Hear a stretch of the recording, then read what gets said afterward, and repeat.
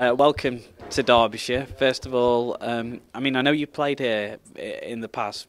What was behind the decision to come back? Well, the offer, I think, and that came quite late on the 8th of March. But yeah, I had two trial games last year with the second 11 that went really well. But I think the club was going through a bit of restructuring at the time, so there wasn't really anyone in a position to make an offer to me. And I resigned myself to the fact that I was heading back to Ramsbottom to play club cricket in the Lancashire League up until the 8th of March when the offer came through. And yeah, it turned our world upside down, and in a good sense, of course, but it did mean that suddenly we had to expedite our whole move over here and rush things through a little bit. But yeah, it was chaos, but we're here now and we settled in and looking forward to the start of the season. No hesitation then, looking at the record from Derbyshire, obviously really disappointing season, maybe the last couple of campaigns actually, no hesitation from you? No, I think it's a challenge that I look forward to. I think without being disrespectful, my franchise back home in South Africa I've played for over the last 14 years. In recent times have been pretty poor and underachieved. It's always been a challenge trying to turn that around, and I guess in a sense, I come here to Derby in a similar situation where perhaps we're on the back foot a little bit, but it's a challenge that I look forward to. It's probably the kind of cricket and situation that brings out the best in me. So, yeah, I think on paper we've got a great team, and so we've made some really good signings. So I look forward to being a part of turning things around. But as we know, the game's not played on paper, and it doesn't matter how good a bunch of individuals you have. It's a matter of getting everyone gelling together and infiltrating and integrating everyone into the dynamic of the team, and then getting over the ropes there and doing the business. Is there a sense of optimism around the place? Have you picked up on that? Because obviously there's been a lot of changes on the coaching side and new players coming in as well. Yeah, I've only been around for a couple sessions, but there's a great excitement, and I guess the challenge is keeping that excitement throughout the season. I guess it's been a long winter here. The guys have been indoors, it's been cold, and suddenly the season's only a couple days away, so naturally there's going to be a lot of excitement, but to maintain that and keep it going in the right direction throughout the course of the season is going to be a challenge.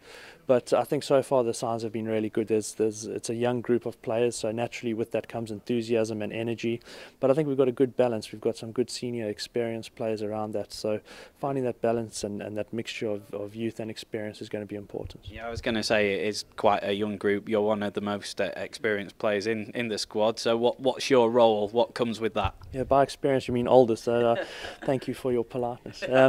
Yeah, look, I think coming into a setup that is already it's up and running, I need to be respectful of that. I can't come in and just take over and throw myself around, so it's a matter of feeling my way in and just sitting quietly and just watching and learning and seeing how I can make a difference and understanding the dynamic within the team, and once I've done that, just finding ways, not necessarily just on the field but even off the field, in terms of guiding the youngsters and being there to offer support, and that'll come. And I think that's why I wanted to get over here a little bit earlier, to give myself 2 or so weeks to get settled in and understand that, so that by the time the first game comes next week Friday against Northants, I've almost found my feet. And you mentioned about the good feeling, and to maintain that bit of momentum, how key is it to get the first win on the board sooner rather than later, particularly with the losing record last season? Yeah, I think landing that first punch is really important, and playing cricket off the front foot is massively important. So if we can land that first punch and get that first win under our belt and get ourselves going in the right direction, and we don't want to fall behind the black ball early on in the season and be playing catch up. So it is massively important. At the same time, you don't want to overemphasize it and people get tense and go into their shells. At the end of the day, it's just another game of cricket, but it is very important to start off well. Yeah. And for players who for supporters who may not have seen you play before, what should they expect? A real all-rounder, really, aren't you? Yeah, I think a real all-rounder. Whatever the team needs, I can do. Obviously, naturally, a wicket-keeper by trade, although not signed, fully in the capacity as a wicket-keeper. Yeah, mainly signed just to score runs and bat in the middle order and go big. But yeah, I also bowl a bit of leg spin if needed. I'm recovering from a shoulder operation, so bowling's not quite 100% yet. So possibly by the time white ball cricket starts, it should be good. But yeah, just an enthusiasm, I'd like to believe I've always played the cricket, played the game in the right manner and with the right intensity. And at the end of the day, we're entertainers, and bringing a sense of entertainment, whether that's taking pads off and bowling and being different or whatever it is, and any way I can make an impact, that sits. And with the bat, in white ball cricket, I'll be inventive. I'll lap, I'll sweep, I'll play strange shots and try and be difficult to bowl at from a bowling perspective when the need arises, but at the same time to almost be Mr. Dependent, Mr. Reliable there when the situation calls for that, and get the team home and finish off games, and just to really be tenacious and not give my wicket away easily, and never say die attitude, I guess. And that's the way I've played the game, and I think people have appreciated that. And you know what, I've come into a new setup here, and I'm not going to change who I am or what I've done or try and be someone different to impress people. I think the reason I'm here is because what I've done has worked, and it's just coming here and carrying on doing more of the same.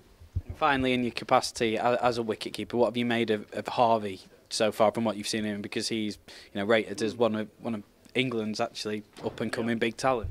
Yeah, he's a very quiet lad, which is quite strange for a wicketkeeper. Normally they're loud and bubbly, but I haven't really seen him in a game situation yet. You might find once he crosses the line, he sort of flicks that switch and turns it on a little bit. But he's got a good pair of hands, moves quite well. Is a small sort of slightly built lad, which for a keeper is not a bad thing. But yeah, I've yet to see him in a match situation. But the way he finished off last season was fantastic, and I think having Gary Wilson around, and obviously as much as I can help, although I'm not here in a keeping capacity, but I still do know a lot about it, and any impact that I can make from behind the scenes that can help him in his growth and development is important, and I look forward to playing a role however I can.